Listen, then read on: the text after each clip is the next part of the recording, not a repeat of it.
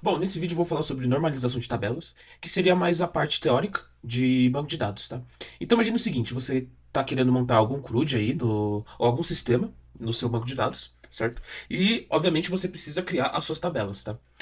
Como que você vai fazer a divisão das tabelas? Você simplesmente não pode fazer de cabeça, né? Porque é muito propenso a ter problemas, enfim. Se você for fazer na improvisação, a menos que você seja uma pessoa muito experiente nessa área, né? Se você for tentar fazer de cabeça, é bem provável que tenha alguns problemas no seu planejamento, tá? A longo prazo. Então, o ponto é que a gente utiliza a teoria ou a prática, né, de normalização de tabelas. O que que seria a normalização de tabelas? Imagina o seguinte, ele tem três classificações aqui, tá? E eu vou passar para cada uma para explicar e exemplificar. Nessa primeira tabela aqui que a gente tem, por exemplo, ele é uma tabela não normalizada. O que que é uma tabela não normalizada? É basicamente uma tabela que tem os dados aleatórios ali e é isso. Você só taca e é isso. Não tem alguma estrutura, não tem divisões, não tem uma parte estratégica de divisão de valores. Tá? Então, uma tabela não normalizada, imagina um sistema, tá, de pedidos de clientes, tá? E pedidos de clientes com produtos. Isso aqui seria uma tabela não normalizada. Por quê? Perceba que nessa tabela, aqui a gente tem cliente, a gente tem o produto, a gente tem quantidade, a gente tem endereço, a gente tem o ID do pedido. E aqui eles estão todos juntos em uma tabela só. E as células contêm informações juntas. Como assim? De vez a gente ter uma linha para cada produto, aqui, se você for perceber, tem na coluna produtos, tem uma célula aqui que tem camisa e tênis, tem aqui uma outra célula com bolsa, sapato e relógio. Aqui a gente também tem a questão de quantidades. Enfim, e isso em si pode causar um problema em relação à lógica do programa, não só na parte do banco de dados, mas também pode fazer problemas na parte da implementação do código em si, a questão dos sistemas, quais dados pegar. Mesmo que você for utilizar algum ORM, podendo ser Entity Framework ou aquelas partes do Spring Boot, que já realiza a parte de objeto e tabela, mesmo utilizando isso, isso pode dar um problema na parte da questão de estruturação de informações no processamento de dados, sabe? Então, a tabela não normalizada é uma, na teoria, é uma tabela errada. Tá? Que ela sempre vai causar problemas, e na prática ela realmente sempre vai causar problemas, e dependendo, ela pode ser muito pior para realizar, por exemplo, consultas, ou no processamento, digamos assim, e também na questão manutenção e lógica. Então, por exemplo, imagina você vai querer pegar aqui quantos sapatos foram pegos nesse pedido. É meio complicado, por quê? Porque você vai pegar aqui o sapato, e você precisa pegar o segundo número que está referente ao sapato aqui, porque ele está na segunda posição. É meio complicado de fazer isso, certo? É muito mais prático a gente fazer uma divisão dessas colunas. E como que a gente vai fazer? Bom, a gente tem aqui a primeira normalização, que é a normalização 1FN, tá?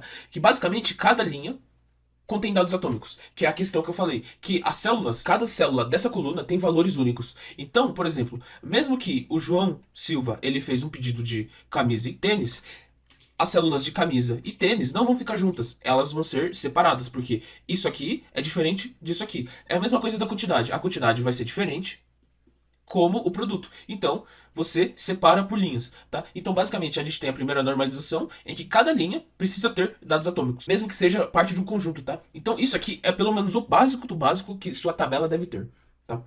Depois do 1FN, o que é recomendado depois é a gente fazer uma tabela 2FN. Como assim? Perceba que aqui em cima a gente poderia dividir essa tabela em outras tabelas. Tá? Por exemplo, aqui a gente tem pedido, aqui a gente tem cliente, aqui a gente tem produto, aqui a gente tem quantidade e aqui tem endereço. Certo?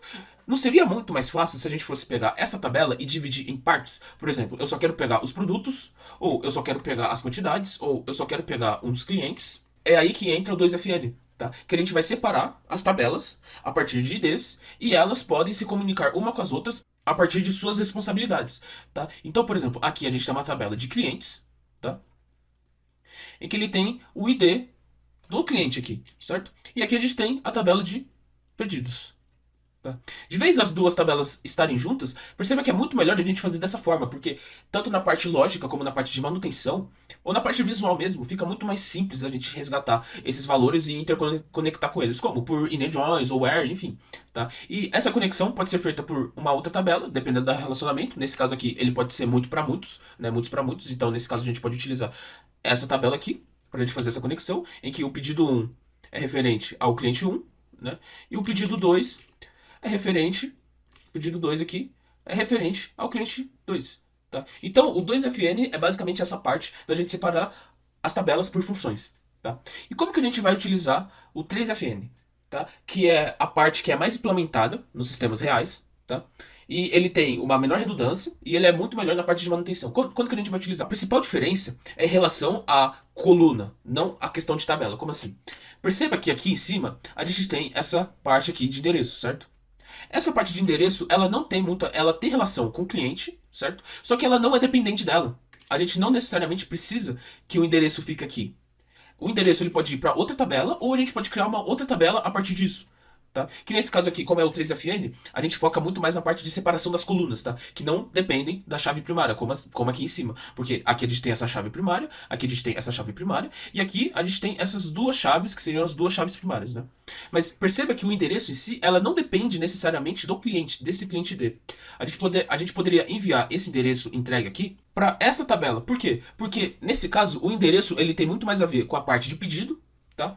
Que um pedido vai ter um endereço específico, tá? Então faz mais sentido a gente trocar essa coluna para cá, que vai ficar assim, tá? Na maioria dos sistemas atuais, tá? Desde que seja decente o sistema, né? Elas vão estar em 3FN, tá? Que vai melhorar na parte lógica, na parte de manutenção, que consequentemente, obviamente, vai reduzir custos, né? Mas aí é importante também entender o seguinte: se for para fazer um sistema muito pequeno, em que você só vai ter uma tabela, dependendo, é melhor você até utilizar o 2FN ou o 3FN, tá? Dependendo do jeito do seu sistema, o objetivo do seu sistema, enfim. Só que se você for fazer um sistema com boas práticas e ele tem várias tabelas, é muito recomendado que você utilize o 3FN. E é isso.